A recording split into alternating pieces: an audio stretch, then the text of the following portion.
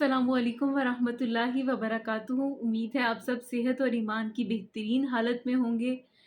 आज हम अपनी नमाज सीरीज़ को ही आगे लेके जाएंगे। अल्हम्दुलिल्लाह हमारी नमाज का तरीका तो मुकम्मल हो चुका है, लेकिन नमाज से मुतल्लिक लोगों के छोटे छोटे मसाइल होते हैं। जैसे कि हम बच्चे को उठा सकते हैं नमाज में, कोई सांप बिच्छू काट ले तो क्या करें, क्या नमाज में आसमान की तरफ देख सकते हैं, और इस किस्म के छोटे छोटे मसाइल होते हैं कि अपने हाथ पहलू पे रख सकते हैं, और बहुत सारे इस किस्म के मसाइल। अच्छा, नमाज में ऊँग आए तो क्या करें। ठीक है, आज हम इंशाल्लाह ताला इन सारे मसाइल के बारे में जानेंगे और इनके हल के बारे में पढ़ेंगे इंशाल्लाह ताला। तो सबसे पहला सवाल जो बहुत कॉमन है और लोग इस सवाल को कसरत से करते हैं, वो ये है कि क्या बच्चे को उठाकर नमाज हो जाती है? क्या बच्चे को नमाज में उठाना दुरुस्त है? तो ये बिल्कुल दुरुस्त है। अगर बच्चा रो रहा है तो दौरान नमाज हम बच्चे को उठा सकते हैं। अल्लाह के नबी सल्लल्लाहु अलैहि वसल्लम जो हैं, वो हज़रत अबुल आस की जो बेटी उमामा रज़ी अल्लाह अन्हु थी, उनको वो उठा लिया करते थे, और वो जो है हज़रत ज़ैनब की बेटी थी, अल्लाह के नबी सल्लल्लाहु अलैहि वसल्लम की नवासी थी। अल्लाह के नबी सल्लल्लाहु अलैहि वसल्लम आपके जो है वो उनको अपने कंधे पे रख लेते, जब रुकू फरमाते तो हज़रत उमामा को उतार देते, जब सजदे से फारिग होते तो फिर से इन्हें उठा लेते। इससे क्या होता है कि बच्चा जो है वो आपसे करीब महसूस करता है, नमाज के दौरान आपको तंग नहीं करता अगर आप क़याम के दौरान उसको उठा लें। ख़ास तौर पे वो माएँ जो पाकिस्तान से बाहर हैं या ऐसी जगह पे रह रही हैं जहाँ पर बच्चों को उठाना बहुत मुश्किल है। ठीक है? जहाँ पर कोई और हमारे पास हाउस हेल्प नहीं है। तो वो ये कर सकती हैं कि वो बच्चे को जो है वो दौरान नमाज़ उठा लें और रुकू और सुजूद के टाइम जो है वो रख दें, तो ये बिल्कुल दुरुस्त और जायज़ तरीक़ा-ए-कार है। फिर ये है कि नमाज़ में अगर कोई बिच्छू, कोई ऐसी तकलीफ़-दह चीज़ आपके सामने आ गई है, अब नमाज़ के खुशू का तकाज़ा है कि हमें नहीं हिलना चाहिए, इधर-उधर नहीं देखना चाहिए। लेकिन अब अगर कोई चीज़ ऐसी आ गई है जो बहुत तकलीफ़-दह है, तो उस सूरत में हम क्या करेंगे? उस सूरत में हम नमाज में क्या कर सकते हैं कि हम उस चीज़ को मार सकते हैं। इसका हुक्म है, नबी सल्लल्लाहु अलैहि वसल्लम ने फरमाया, नमाज में सांप और बिच्छू को मार डालो। ठीक है? अब हम इतना मौका नहीं देंगे कि वो आए और हमें तकलीफ़ पहुँचाए। ठीक है? अगर कोई ऐसा सिलसिला है तो हम उसको मार देंगे, इसमें कोई हर्ज नहीं है। फिर क्या है, नबी सल्लल्लाहु अलैहि वसल्लम ने फरमाया, नमाज में इधर-इधर देखना बंदे की नमाज में शैतान का हिस्सा है, जिससे वो उचक लेता है। ठीक है? तो नमाज में इधर-उधर नहीं देखना चाहिए। बहुत सारे लोग ऐसे देखे हैं जो एक तरफ देख रहे होते हैं ऐसे करके, और जब आप उनसे कोई बात करने लगते हैं तो वो सीधे हो जाते हैं कि हम तो नमाज में हैं। ठीक है?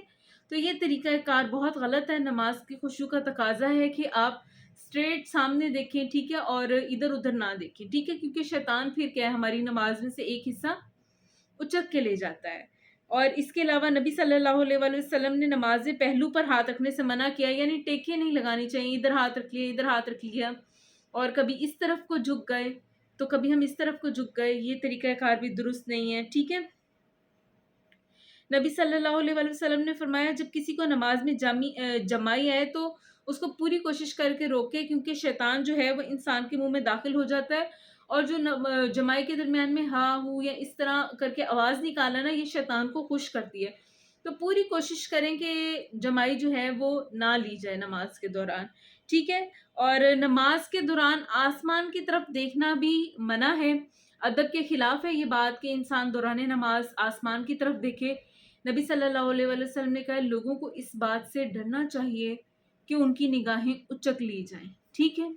तो ये क्या पता चलता है कि सही अमल नहीं है। ठीक है?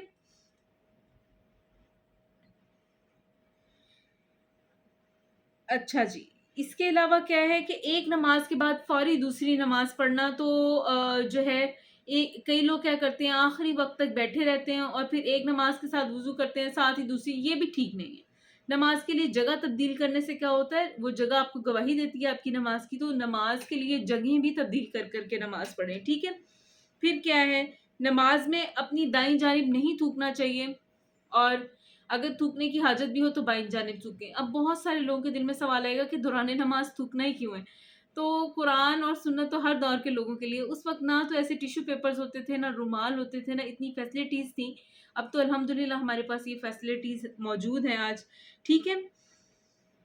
ठीक है, नबी सल्लल्लाहु अलैहि वसल्लम ने फरमाया, जिस शख्स को नमाज में ऊँग आए, इसे चाहिए कि सोए यहाँ तक कि नींद चली जाए, और जो ऊँग है वो भी ख़त्म हो जाए, इसलिए क्योंकि इसको नहीं पता कि वो दौरान नमाज पढ़ रहा है या गाली दे रहा है, क्योंकि जब आप सो रहे हैं और क़ुनूदगी में आपको पता ही नहीं आपके इर्द-गिर्द क्या चल रहा है। ठीक है? तो इस चीज़ से भी हमें बचना चाहिए कि हम इस तरह का कोई अमल करें। ठीक है? फिर थोड़ी-सी सो लेने का मतलब ये नहीं कि अब आप 2-3 घंटे सोए रहे हैं, अगर बहुत शदीद होंगे तो 10-15 मिनट लेट जाएँ और फिर उठ के नमाज़ पढ़ें ताकि आप ताज़ा दम होके अच्छे तरीके से नमाज़ पढ़ सकें।